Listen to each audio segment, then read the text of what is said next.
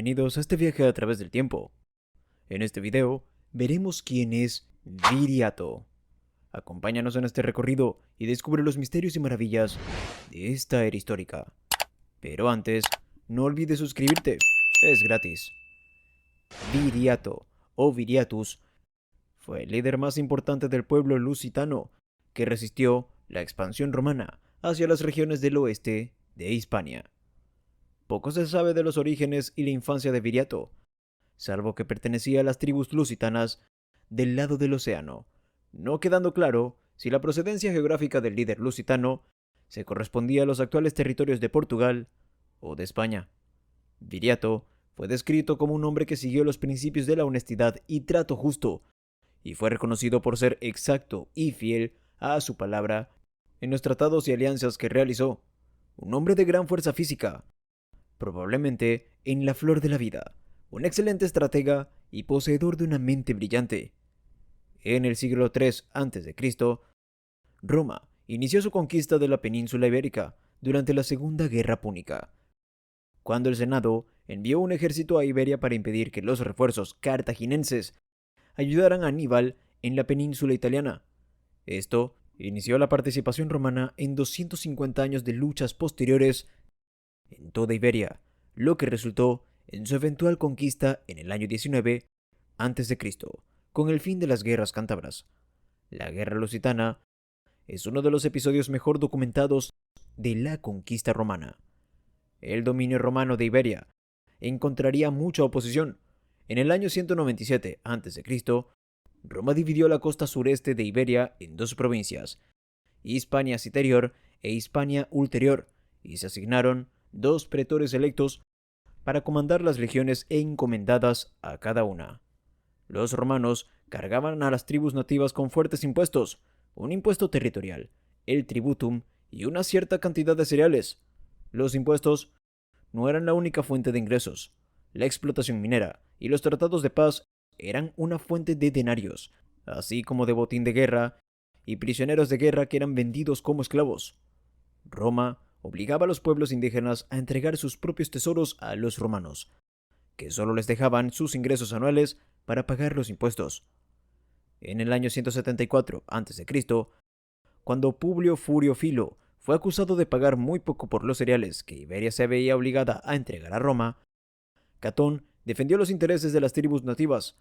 La explotación y la extorsión llegaron a tal extremo en las provincias que Roma tuvo que crear un tribunal y leyes especiales, como la Lex Calpurnia, creada en el 149 a.C. Los lusitanos se rebelarían contra los romanos por primera vez en el año 194 a.C.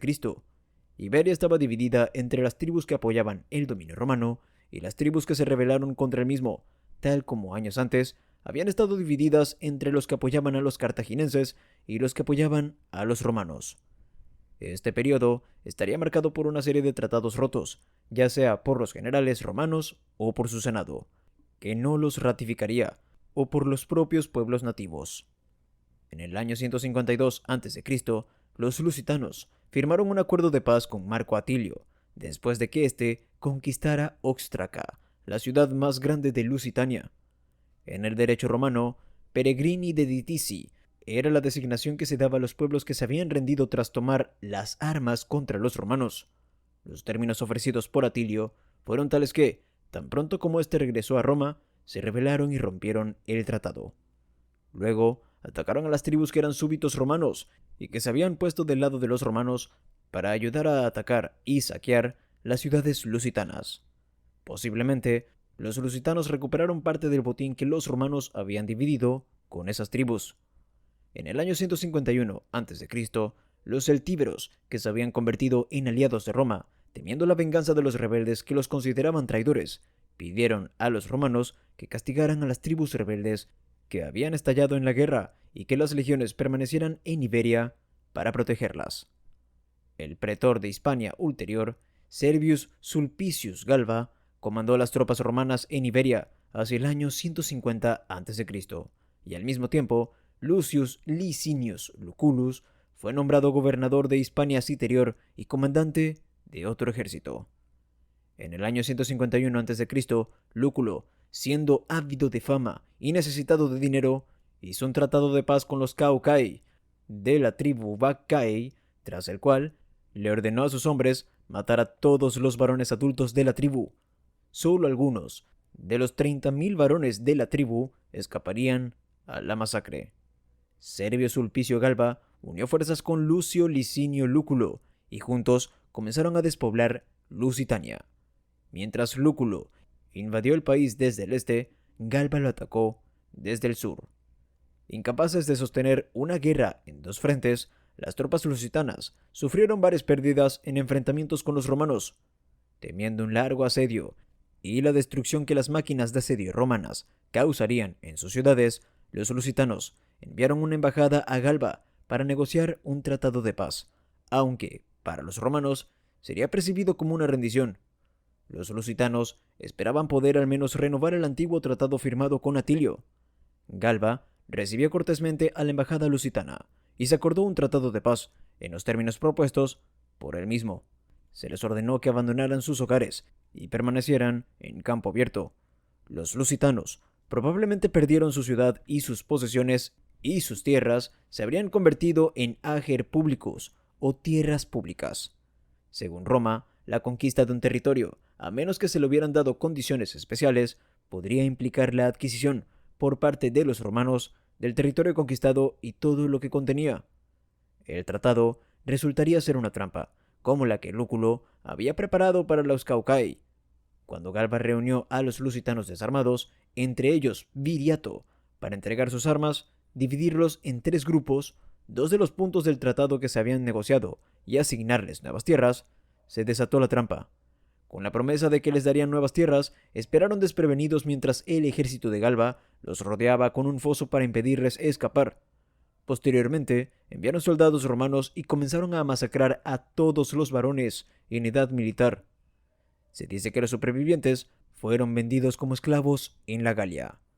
La reubicación de una tribu entera, acompañada de matanzas o su reducción a la condición de esclavos, era un castigo que, a menudo, se infligía a las poblaciones nativas que participaban en revueltas contra Roma. Galba distribuyó una parte del botín al ejército y otra parte a sus amigos, las tribus nativas que estaban de su lado, y se quedó con el resto. Esto provocaría una rebelión masiva en la que toda la tribu lusitana se reunió para liberar una guerra durante 3 años contra Roma, pero sufriría muchos fracasos. 3 años después de la masacre, la rebelión estaba al borde de la derrota cuando apareció Viriato y se ofreció como líder. Gracias a su conocimiento de los métodos militares romanos, salvó a los lusitanos rebeldes mediante un plan de fuga simple, pero inteligente. Viriato se convertiría en el líder de los lusitanos y causaría mucho dolor a los romanos en venganza por la masacre de su pueblo. La guerra con Viriato sería llamada Guerra de Fuego. Viriato llevó a cabo 2 tipos de guerra: velum, cuando utilizaba un ejército regular, y latrocinio, cuando los combates involucraban pequeños grupos de combatientes y el uso de tácticas de guerrilla. Para muchos autores, Viriato era el modelo antiguo del guerrillero moderno. No se sabe nada sobre Viriato hasta su primera hazaña de guerra, en el año 149 a.C., cuando estuvo con un ejército de 10.000 hombres que invadió el sur de Turdetania. Si te está gustando el video, no olvides darle like y suscribirte. Roma envió al pretor Cayo Vetilio para luchar contra la rebelión. Este atacó a un grupo de guerreros lusitanos que estaban buscando comida, y después de que varios de ellos murieran, los supervivientes se refugiaron en un lugar que estaba rodeado por el ejército romano. Ya estaban a punto de llegar a un nuevo acuerdo con los romanos cuando Viriato, desconfiando de los romanos, propuso un nuevo plan de fuga. Los lusitanos, inflamados por su discurso, lo nombraron su nuevo comandante. Su primer acto fue rescatar a los lusitanos atrapados y resistentes, a quienes luego comandó, primero alineándose para la batalla con los romanos y luego dispersando el ejército mientras cargaban.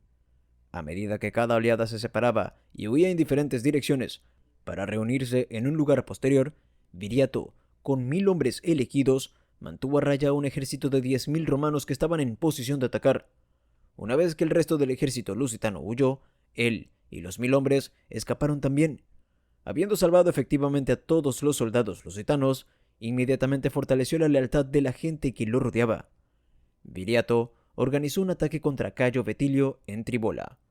Como los romanos estaban mejor armados, organizó tácticas de guerrilla y lanzó emboscadas imaginativas.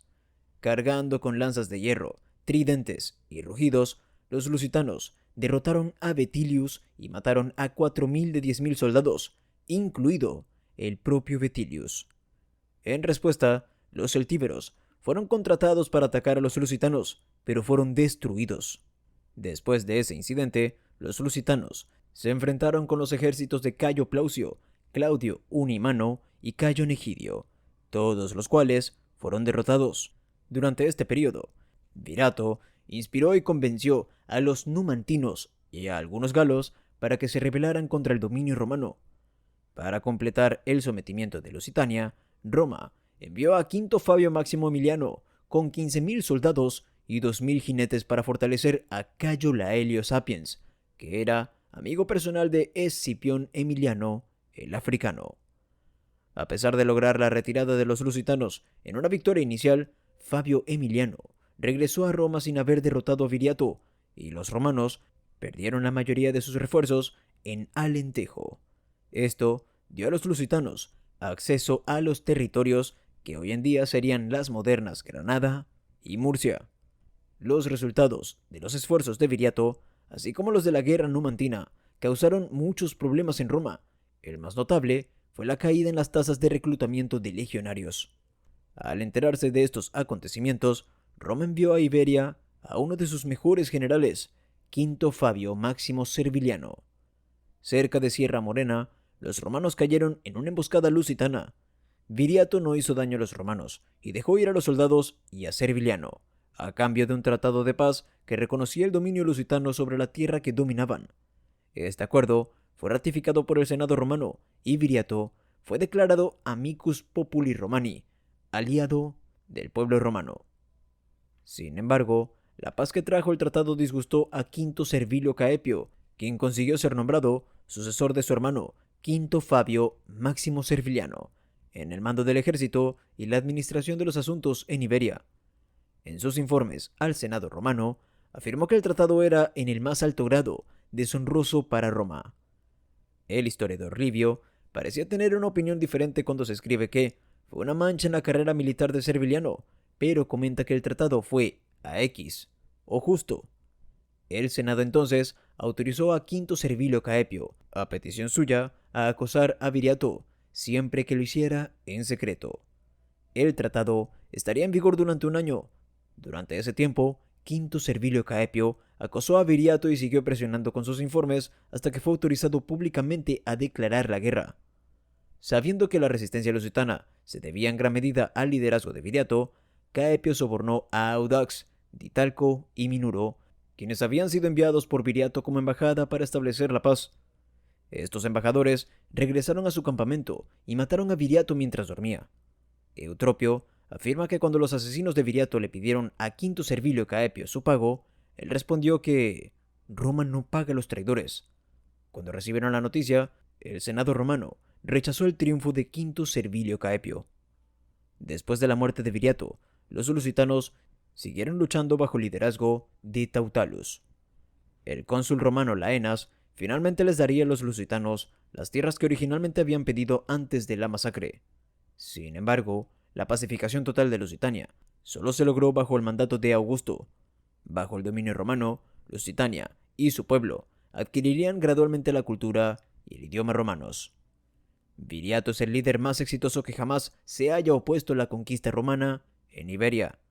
Durante el curso de sus campañas, solo fue derrotado en batalla contra los romanos una vez, y desde un punto de vista militar, se puede decir que fue uno de los generales más exitosos que jamás se hayan opuesto a la expansión de Roma. Al final, incluso los mismos romanos reconocieron que era más prudente recurrir a la traición que a la confrontación abierta para derrotar el levantamiento lusitano. Unos 50 años más tarde, el general romano renegado, Quinto Sertorio, al frente de otra insurrección en Iberia, correría una suerte similar a la de Viriato. Si te gustó este video, no olvides suscribirte y activar las notificaciones para ver más contenido como este.